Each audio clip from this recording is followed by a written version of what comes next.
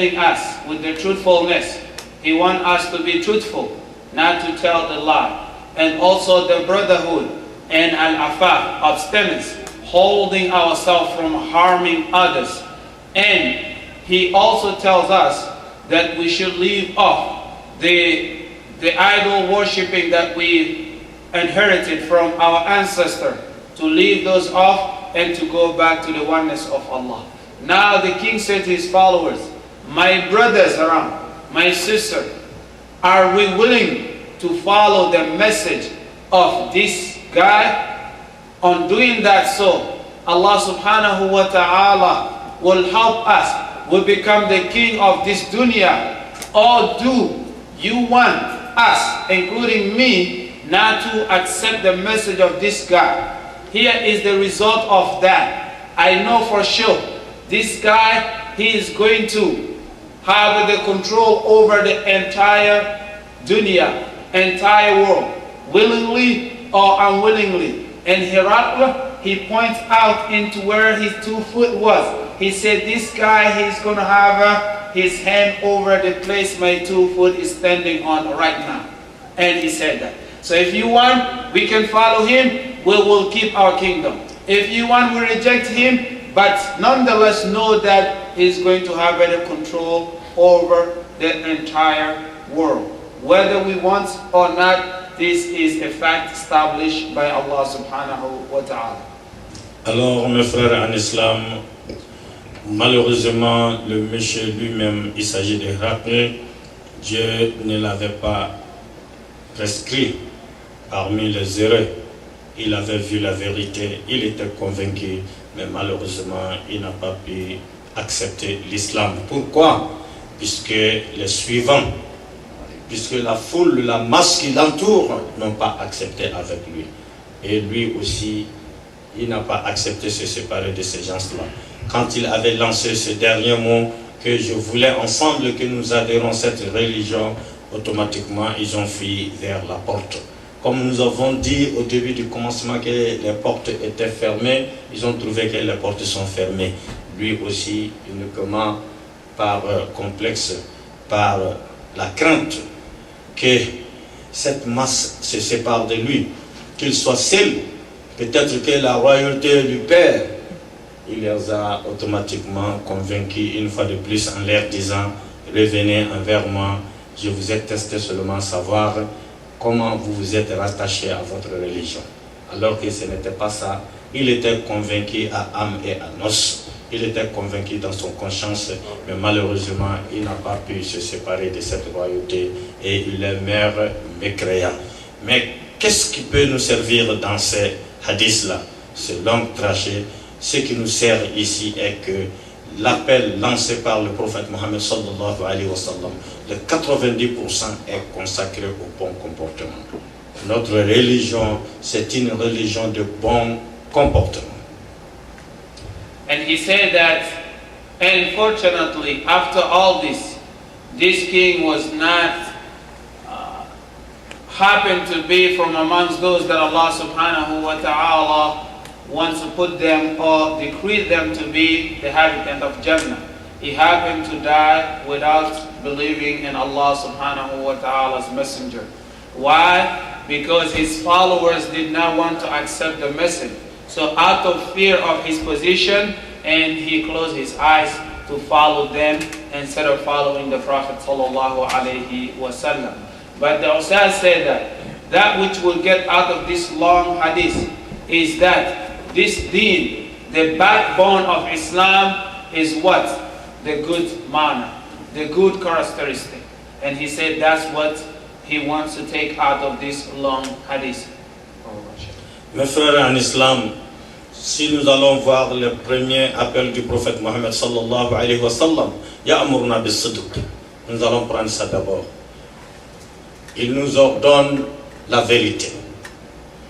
Très chers frères en islam, la vérité, c'est un caractère indispensable de la vie. Ça, c'est le premier mot que le prophète Abu Sufyan a lancé. Ya'murna bis-sidq. Il nous envoie envers la vérité.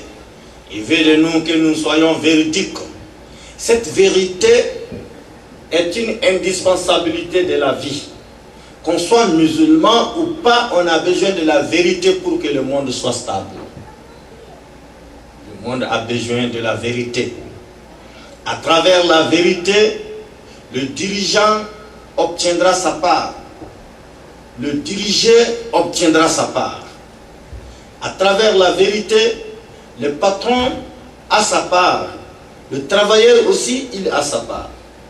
À travers la vérité, le roi a sa part et ceux dont le roi leur dirige aussi ont leur part. C'est la vérité qui est à la base. La femme obtiendra sa part tout entière, l'homme aussi a sa part tout entière. À travers la vérité, le maître a sa part, les élèves ont leur part. Donc ça c'est le premier mot que le prophète a lancé, Ya'murna bis-sidqi. Nous allons nous focaliser un peu sur cette sidqi-là. Donc un bon musulman, c'est celui qui est véridique. And he said that, let's take the first thing that Abu Sufyan mentioned, that in the message of Prophet sallallahu alaihi wasallam, he commends us to be truthful. And he said truthfulness is an element that is necessary for us in this life in order for life to stable. With the truth, that the leaders will get their rights and the leaders will get also their rights. With the truth, the boss will get his right and the employees also will get their right. And he said with the truth, Ar-Ra'is, or he said that the man will get his right and the wife also will get her right. With the truth, that the teacher gets his due right and the students also gets their right. He said the truth is the basis of stability in this life. So whether we are Muslim or not, the truth is needed in order for us to get the peace on this earth. So that was the first thing that Abu Sufyan said, that the Prophet ﷺ wants us to be truthful. So a true Muslim, a true believer, must be a truthful person.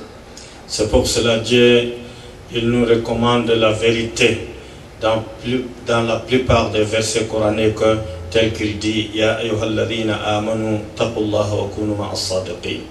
Vous qui m'avez cru, ayez ma crainte, craignez-moi et soyez parmi les véridiques. Mon frère en islam, si un musulman qui prie, si un musulman qui accomplit le carême, si un musulman qui accomplit l'aumône, mais quand il dit, il te dit que c'est vers l'est, tu vas le retrouver vers l'ouest. Il te dit que vers l'ouest, tu le retrouves vers le nord, il doit encore revoir sa foi. Le musulman est celui qui est véridique. Le prophète Mohammed sallallahu alayhi wa sallam, à travers sa vérité, à travers sa justice, il a pêché de gros poissons. Il est parvenu à convaincre de très grandes personnalités à travers la vérité, à travers la justice. Comme nous allons vous donner quelques exemples. And he said that, dear brothers and sisters, the truthfulness is a quality that Allah subhanahu wa ta'ala wants us to have it. And he commended us in several ayat in Quran.